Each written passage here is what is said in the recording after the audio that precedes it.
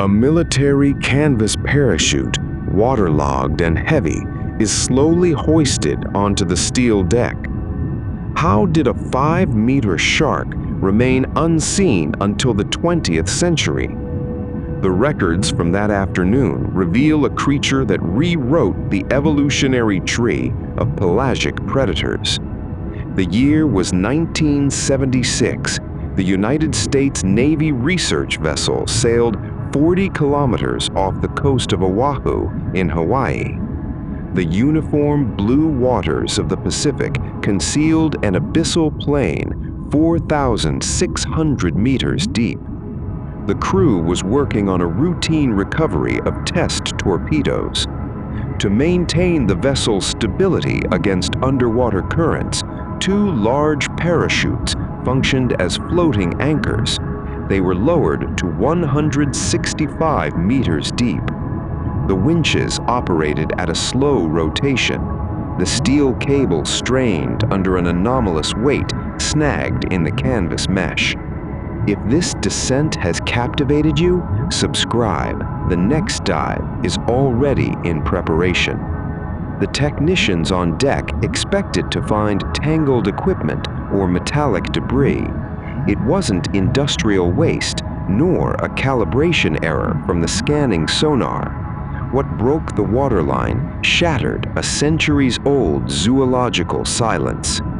A colossal, flaccid carcass emerged between the nylon ropes. A bulbous, dark gray head with a disproportionate jaw that seemed to belong to a Miocene fossil record.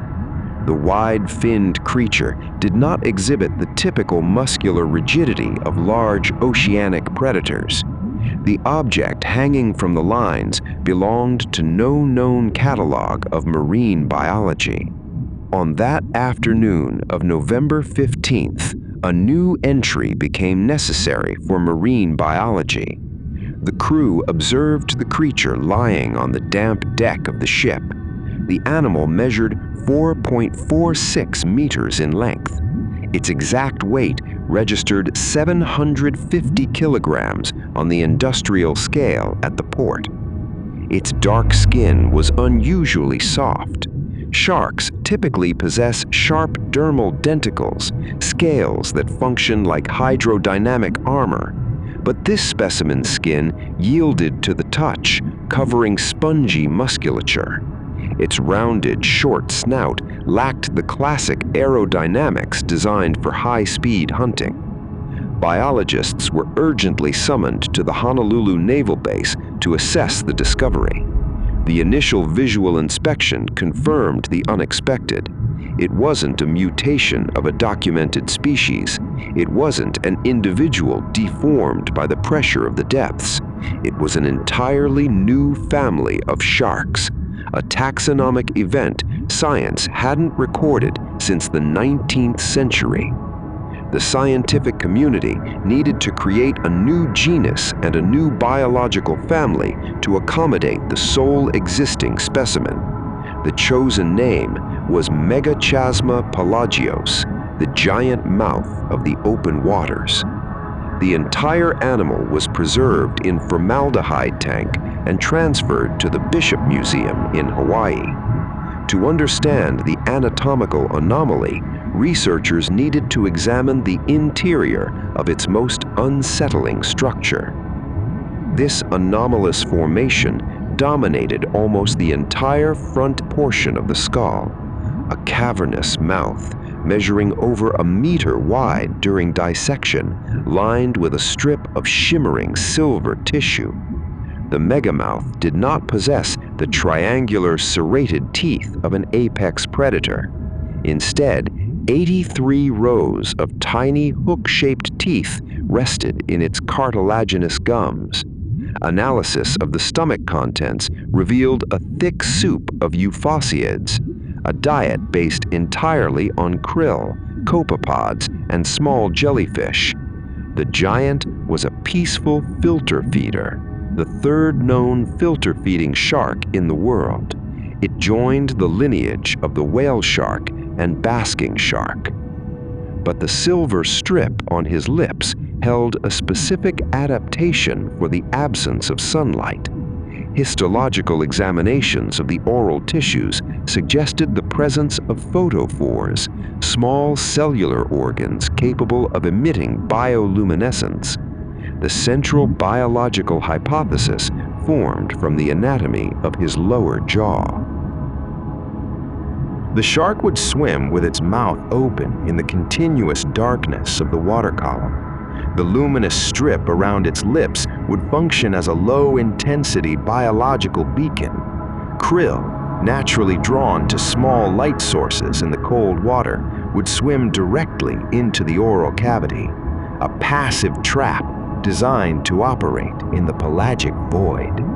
But the pelagic void is vast, and finding a 5-meter luminous filter feeder in that space is a statistically improbable event. The 1976 discovery generated a severe gap in oceanographic knowledge. If an animal weighing almost a ton navigates the oceans undetected, what is the true limit of our acoustic monitoring? The Megamouth Shark does not live near the ocean floor, where submersibles typically land their titanium skids, nor does it patrol the sunlit surface where commercial fishing nets operate daily. It inhabits the mesopelagic zone, an intermediate water layer between 200 and 1,000 meters deep. In this range, the water becomes dense and cold. Bioluminescence replaces sunlight's initial source of biological illumination. The creature's density is perfectly calibrated to float neutrally in this water column.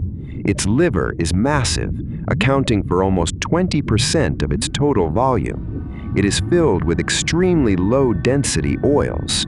This allows it to hover effortlessly, conserving calories in an environment where food is sparse.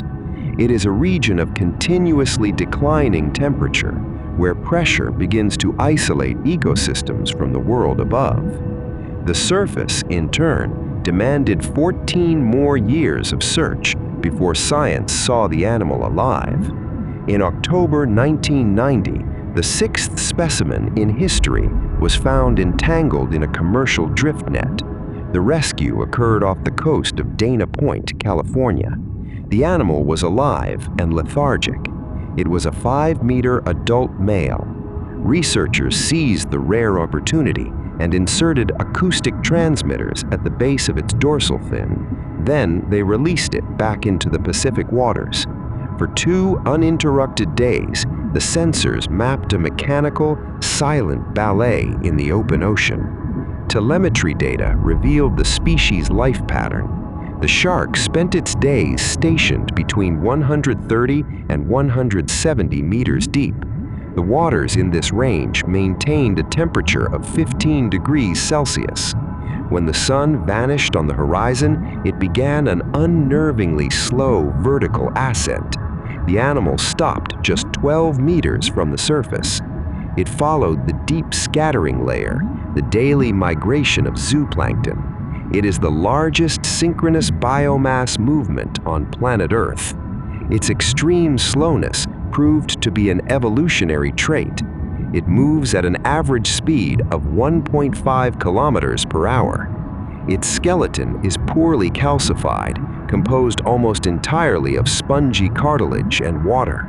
This flaccid structure absorbs sonar waves from ships instead of clearly reflecting them.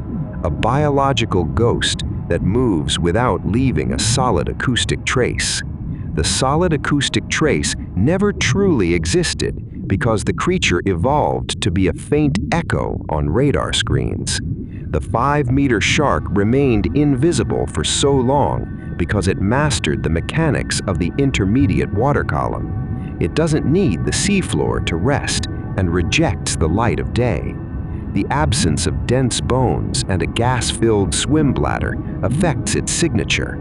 This makes it almost transparent to conventional scanning technology.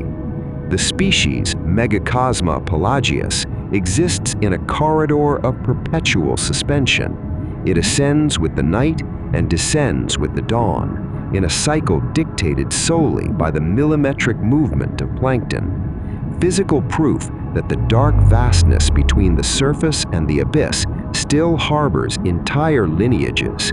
They remain hidden within their daily transit zone. In other coordinates, a coastless anomaly awaits our instruments, the Sargasso Sea, the ocean within the ocean.